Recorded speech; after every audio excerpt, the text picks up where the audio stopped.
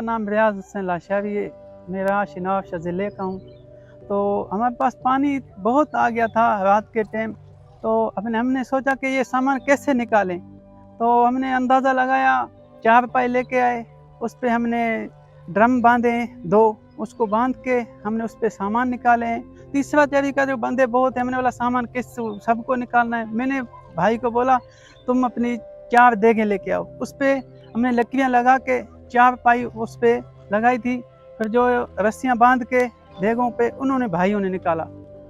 तो तीसरा तरीका ये था, हमने बोला ट्यूब लेके आओ, भाई को बोला। हमने ट्यूब के ज़रिए हमने सामान निकाले हैं। अभी तक सामान बच्चे निकाले हैं और काफ़ी सामान जो है फंसा हुआ है, वो भी सामान अभी निकालेंगे। बाकी बच्चे हमारे धूप पे बैठे हुए हैं, तो इंशाल्लाह अभी सामान निकालने की कोशिश लगी हुई है। आज कुरान पाक भी निकाले हैं। एक मस्जिद थी जिसमें कुरान पाक पड़े हुए थे, वो डूबी हुई है, उसमें हमने निकाले।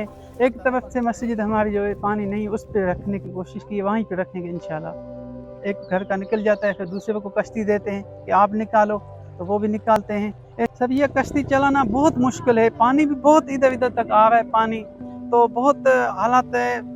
3 बंदे हैं, 4 बंदे जो कश्ती को लेके जा रहे हैं। एक बंदा डूब जाता है, तो 3 तो उसको चलाते हैं ना।